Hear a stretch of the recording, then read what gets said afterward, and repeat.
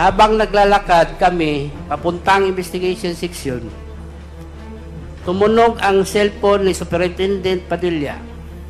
Nakita ko sa napilindot ni Superintendent Padilla ang kanyang cellphone.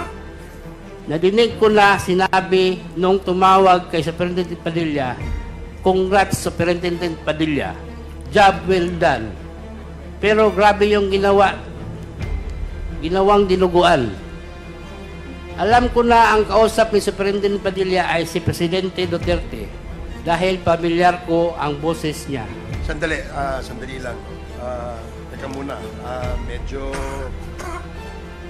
seryoso yung sinabi mo eh. Pinaninindigan mo ba yan? Opo, sir. Pwede bang ulitin mo kung ano yung sinabi mo?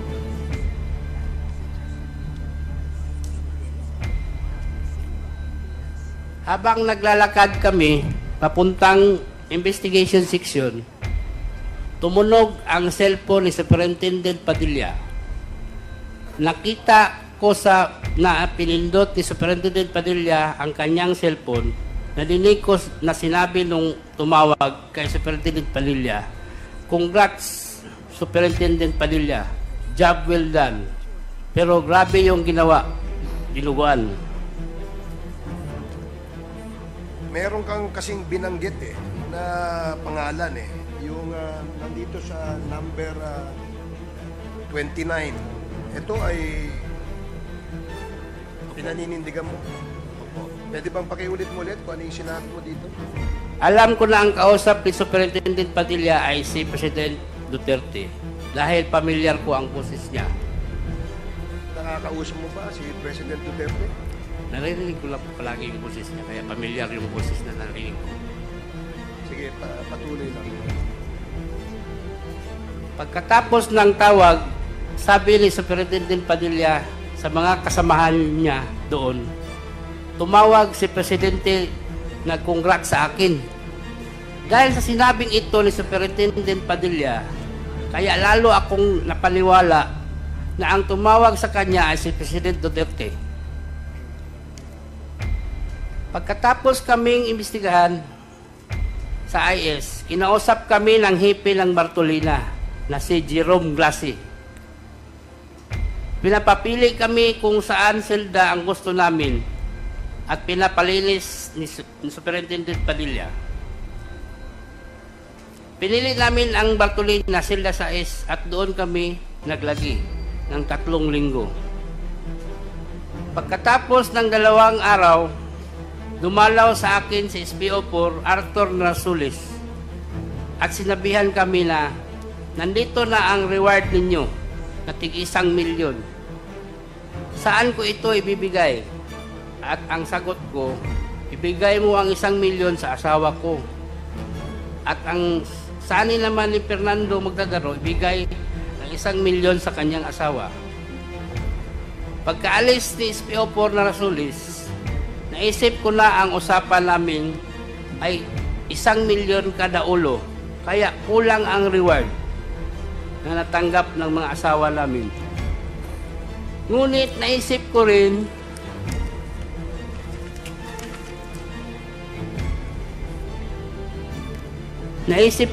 na isi-target lang naman at importante ay ang kalayaan namin. Noong sumunod na araw ay dumalaw ang asawa ko at ang asawa ni Fernando Magdadaro at kinumpirma nila na natanggap na nila ang tig-1 milyon. Palagi kong tinatawagan si SPO4 Arthur Narsulis tungkol sa aming paglaya at ang palagi niyang sinasabi, mag-antay-antay lang kayo, makakalaya din kayo. Sabihan namin ang presidente.